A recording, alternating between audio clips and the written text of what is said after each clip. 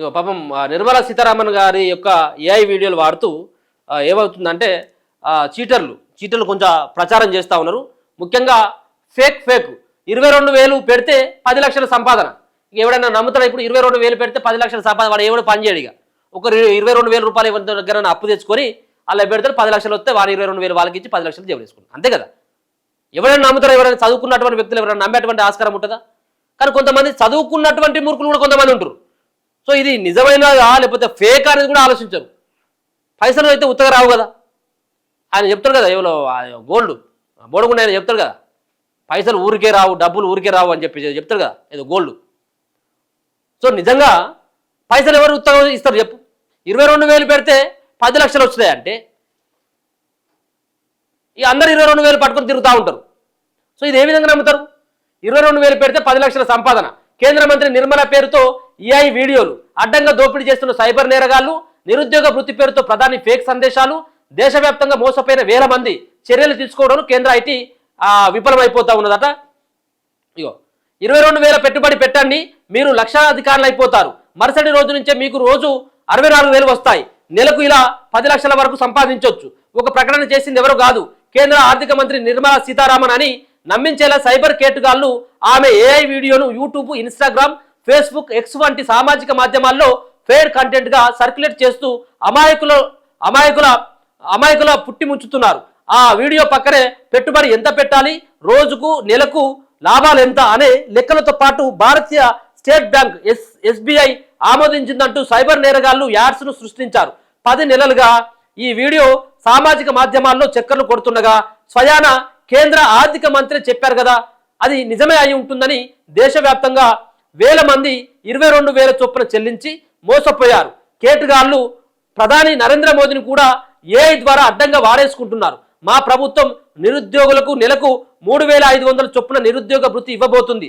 1000 చెల్లించి రిజిస్ట్రేషన్ చేసుకుంటే చాలు అని మోదీ అన్నట్లుగా ఉన్న నకిలీ ఆడియో వీడియోలు విస్తృతంగా ప్రచారంలో ఉన్నాయి. అలాగే మేం త్వరలో 1000 కోట్లతో ఆన్లైన్ ప్రాజెక్టు చేపడుతున్నాం.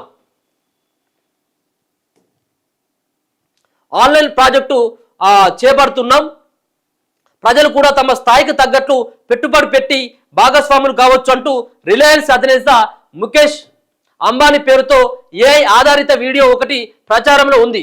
అంతేనా, ఇన్ఫోసిస్ అధినేత నారాయణమూర్తి, ఆయన భార్య ఇన్ఫోసిస్ ఫౌండేషన్ సుధామూర్తి చెప్పినట్లుగా కూడా ఏఐ వీడియోలు పెయిడ్ కంటెంట్ కింద సామాజిక మాధ్యమాల్లో సర్క్యులేట్ అవుతున్నాయి.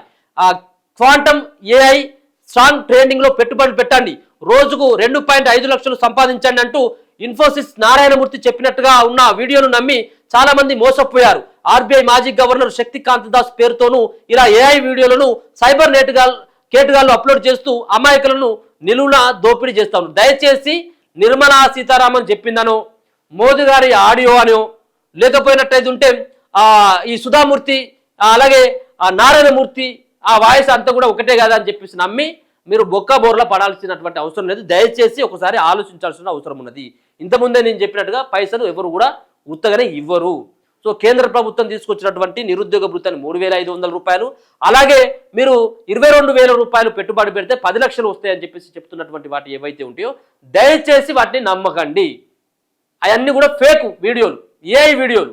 సో ఏఐ ఇప్పుడిప్పుడే డెవలప్ అవుతూ ఉంటే, డెవలప్ కాకముందుకే ఏఐ ఇంకా పూర్తి స్థాయిలో డెవలప్ కాకముందుకే ఈ విధమైనటువంటి దోపిడీకి పాల్పడుతున్నటువంటి నేరగాళ్ళు ఏవైతే ఉన్నారో ఇక పూర్తి స్థాయిలో రానున్నటువంటి దాంట్లో ఎవరు నిజమైనటువంటి వ్యక్తులో, ఎవరు అసలైనటువంటి వాళ్ళు, ఎవరు నకిలీలు ఎవరు కూడా గుర్తుపట్టలేనటువంటి స్థితిలోకి వెళ్ళిపోతుంది. సో దయచేసి ఇటువంటి యాడ్స్ పట్ల అప్రమత్తంగా ఉండాల్సినటువంటి అవసరం అయితే ఎంతైనా ఉన్నది. అడ్డుకట్ట వేసేది ఎవరు? సైబర్ నేరగాళ్ల దందాలకు అడ్డుకట్ట వేయాలంటే కేంద్రం ఎలక్ట్రానిక్స్ ఐటీ శాఖ రంగంలోకి దిగాల్సిందే. ఎందుకంటే రాష్ట్ర పోలీసులు కేసులు నమోదు చేసుకుని దర్యాప్తు చేయడానికి, నేరస్తులు లభిస్తే వారి నుంచి స్వాధీనం చేసుకునే మొత్తాన్ని బాధితులకు తిరిగి ఇవ్వడం వరకే పరిమితం అవుతారు. ఐటీ సవరణ చట్టం ప్రకారం ఈ తరహా మోసాలకు కేంద్ర ఐటీ శాఖ మాత్రమే చర్యలు తీసుకోగలదు. దేశవ్యాప్తంగా లక్షల సంఖ్యలో బాధితులు మోసపోతున్నా, సైబర్ నేరగాళ్ల మోసాలపై కేసులు నమోదవుతున్నా కేంద్రం ఐటీ శాఖ కఠిన చర్యలు తీసుకున్న దాఖలు అంతంత మాత్రమే. సామాజిక మాధ్యమాలను నియంత్రించే ఆయుధం కేంద్ర ఐటీ శాఖ వద్ద ఉన్న పిఐబి ద్వారా ఓ ప్రకటన విడుదల చేయించి చేతులు దులుపుకున్నారే తప్ప చర్యలు తీసుకోవడం లేదు. ఇప్పుడు ఎవరి చేతిలో ఉంటుంది. ఇప్పుడు వాడు ఎక్కువ ఉండి వాడు ఏదో చేస్తాడు, వాడు వేరే దేశం. సరే, వీటి పట్ల కొంత అప్రమత్తంగా ఉండాలని చెప్పేసి కేంద్రం కావచ్చు, కేంద్ర ఐటీ కావచ్చు, కొంత సూచనలు సలహాలు ఇస్తూ ఉంటాయి తప్పించి ఇప్పుడు వాడు ఎక్కడో వాడు ఈ ఖండం కూడా ఉండడు, వాడు ఈ ఖండాల్లో ఉండడు, వాడు ఈ దేశంలో ఉండడు, వాడు ఎక్కడో ఉండి వాడు ఆపరేట్ చేస్తూ ఉంటాడు. సో వాళ్ళను పట్టుకోవడం చాలా కష్టం. ఇప్పుడు దరిదాపుగా ఒక 100 కేసులు అయినట్టయితే ఒక 4-5 ఛేదిస్తే దాంట్లో మనం గనులం అన్నట్టుగా ఈ సైబర్ నేరాలకు పాల్పడ్డటువంటి వాళ్ళకి. సో దయచేసి మనమే అప్రమత్తంగా ఉండాల్సినటువంటి అవసరం ఉంటుంది. ఒక ముసలోడు ఎక్కడో 10 కోట్లే బొడగొట్టుకున్నాడు. ఒక అమ్మాయి మాట్లాడుతూ ఉంది రోజు ఫోన్లో మంచిగా తీయటి ముచ్చట్లు చెప్తా అంటే ముసలోడు ఎన్నుకుంటా ఉన్నటువంటి పైసలు మొత్తం ఖాళీ చేసుకున్నాడు. సో అది దేంతో మాట్లాడిన ఏ యాప్ తోటి వాడు సైబర్ నేరగాడా నిజంగా అమ్మాయా అబ్బాయి అని కూడా చూడలేదు. సో ఇటువంటి వ్యవహారం నడుస్తూ ఉంది. దయచేసి అది కొంత మీరు ఆలోచించాల్సినటువంటి అవసరం ఉన్నది. సో ఒక నిర్మలా సీతారామన్ పక్కన మాట్లాడుతూ ఉంటే ఎస్బీఐ బ్యాంకు 22,000 పెట్టుబడి, అలాగే డైలీ ఇన్కమ్ 64,517 రూపాయలు వస్తాయట, ఇట్లా పైసలు వస్తాయని చెప్పేసి నిర్మలా సీతారామన్ మాట్లాడుతున్నట్టుగా ఏఐ తోటి సృష్టించినటువంటి వీడియో. తక్కువ పెట్టుబడి ఎక్కువ మొత్తం లాభం అనే ప్రకటనలు కనిపించిన వెంటనే వాటిని అనుమానించాలని సైబర్ సెక్యూరిటీ నిపుణులు చెబుతున్నారు. ఏఐ యుగంలో ఎన్నెన్నో మోసాలు పెరిగాయని గుర్తు చేస్తున్నారు. సామాజిక మాధ్యమాల్లో వచ్చే పెయిడ్ కంటెంట్ వద్ద స్పాన్సర్డ్ అని చిన్నగా ఉంటుందని, అలాంటి వాటిని గుర్తించాలంటున్నారు. సైబర్ నేరగాళ్ల ప్రకటన నిజమేనా అని గూగుల్లో నిర్ధారించుకోవాలని వాళ్ళు చెబుతా ఉన్నారు. సో జాగ్రత్తలు అయితే ఖచ్చితంగా అవసరం.